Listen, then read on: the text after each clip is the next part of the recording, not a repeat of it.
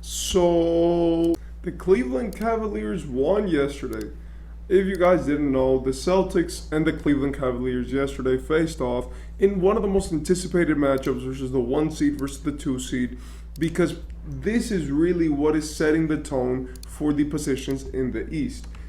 If you guys don't know, at this moment in the season, it is probably the most interesting point to be an NBA fan, as we get to see around the league all of these teams now actually play like meaningful basketball. Because if we're being honest, most of the teams are now solidifying their playoff position, as opposed to early in the season where you could lose 5 to 10 games and still make it up at the end, because it's so volatile, the standings, and you could see where the league is at. For the Cleveland Cavaliers, they've been in the second spot for a lot of the year. For a lot of the 2024 year, I mean, and not for a lot of the NBA season. Occupying that spot when Milwaukee dropped off significantly with the arrival of Doc Rivers. This has caused, uh, in a big way, Cleveland to stand up and to be more confident in their own abilities. As we've seen, they've gone without Donovan Mitchell recently, and they've basically created a very good system which has allowed them to be effective just with the players that they have. This system is defensively oriented. They play very great defense. They play a very hard brand of basketball. And they're one of the few teams which you can see and get reminded of like traditional basketball play. They play through their guards and their big men. They do not play a very, weird or very energetic style. They just play fundamental. They play defense with their centers. They make sure to get good offensive possessions, and they have the scoring output to go and compete with the best of them. Meanwhile, also having the defensive output to always keep themselves in shape. Now, for the Celtics, they are the best team in the league. They epitomize what it is to have a perfect team, and I mean that literally, because if you look at NBA history, there's no more perfect starting five when you're talking about the modern era. Of course, back in the day, you probably didn't need as much spacing as you do now, and there are certain factors, basketball factors, like defensive lineups, the way that the schemes run, the way that passes are delivered now as opposed to before. Before, obviously, they were delivered more to the paint, so it was harder to deliver a lot of the passes if there was a clogged painted area. Now it's to the perimeter.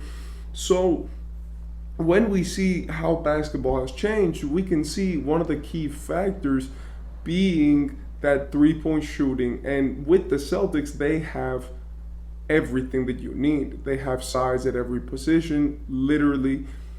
They have defense at every single position, literally. They have scoring, 3-point shooting, effectiveness, and also they have a lot, and I mean a lot, of concentrated talent in every single position. By concentrated talent, I mean like they literally have some of the greatest, players at certain things in each position. You see, Kristaps is one of the greatest centers at shooting the basketball. Drew Holiday is one of the greatest guards at perimeter defending. Jaylen Brown is one of the best two guards, period. Jason Tatum is probably the best, if not the best, small forward in the league.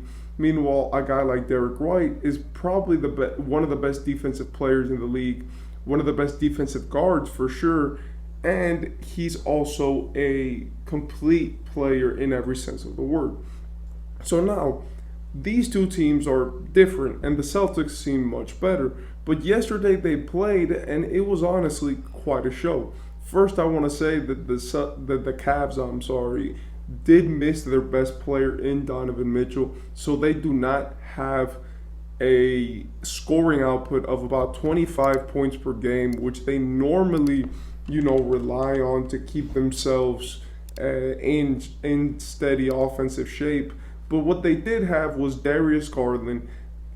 No, a 28 point per game scorer. I'm sorry. They were missing out on Donovan Mitchell. Let me backtrack. Donovan Mitchell missed yesterday's game. He's out with an injury, um, of his knee, and he puts up about 28 points and 6 assists on 47% from the field and 37% from three. So they missed a great player in their offense. Now, they played through Darius Garland and Jared Allen last game, and in this game, coming from a 10-game win streak from the Celtics, the Cleveland Cavaliers came back. One of the biggest comebacks, in the league. They broke a record for the Celtics, which was that they had like 364 straight games where when they were up 20, they won. And they did some stuff yesterday where it was like it wasn't even imaginable what they did.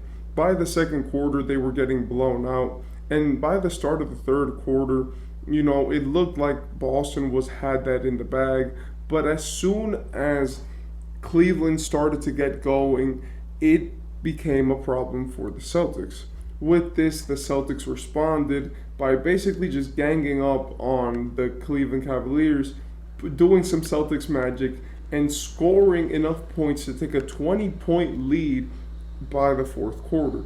So then you may ask, how did the Cleveland Cavaliers possibly win this game? And apart from telling you, I have no idea, I also want to tell you, I have no idea. Because they just played some of the best basketball that we've seen in a while. Obviously, when you have a quarter like this, it's not like the other team is not going to score, and we're not going to act like the Celtics didn't outscore. At the beginning, they looked like they were just going to sweep them, but through a few threes, Dean Wade hit some threes. We had some of the other players like Karis LeVert getting some tough layups in, and through just consistency, right, they were able to come back by building point by point by point, and there got to a point where they went on an 8-0 run on the Celtics. After this, you had some more threes by Isaac Okoro, then a couple of great defensive possessions, and in the end, you saw them miraculously come back as no team has done in a while. George Niang hit a three, and even though they were playing a lot of bully ball with Al Horford inside, and it was working for them late in the fourth, you did see that the Cleveland Cavaliers had a notch in them, which was not going to leave. I do want to say shout out to Dean Wade. In that fourth quarter, he hit like 3 or 4 threes. I think 2 of them straight. I think it was 4 or 5 threes straight, right? With 2 of them being straight to really put the game between 3 points. Kristaps was trying to do his thing, and it really took a miracle performance from Georges Niang, which hit 3 threes, Dean Wade, which hit 4 in the fourth quarter, and then Darius Garland making some of the best assists and putting his teammates in position to win this game. After the 4 threes, Dean Wade hit another one to put the Cavs up and put them in a position to win. And finally, what really got them, to ice this game was, apart obviously from a fluky defensive possession where they gave up free throws, it was a dunk by Dean Wade, which basically just put the Celtics away. I do want to say that if we're being 1,000% honest, right, we haven't seen a comeback like this in a while. Obviously, we saw Tatum, we saw a jump ball at the end of the fourth, which I do think was not the best call of all time, because I think that was not a foul, because if you would have called a foul, it would have been after the shot, and I think it should have been Celtics ball, as there was a foul, but after he released it, I think the jump ball was kind of unnecessary.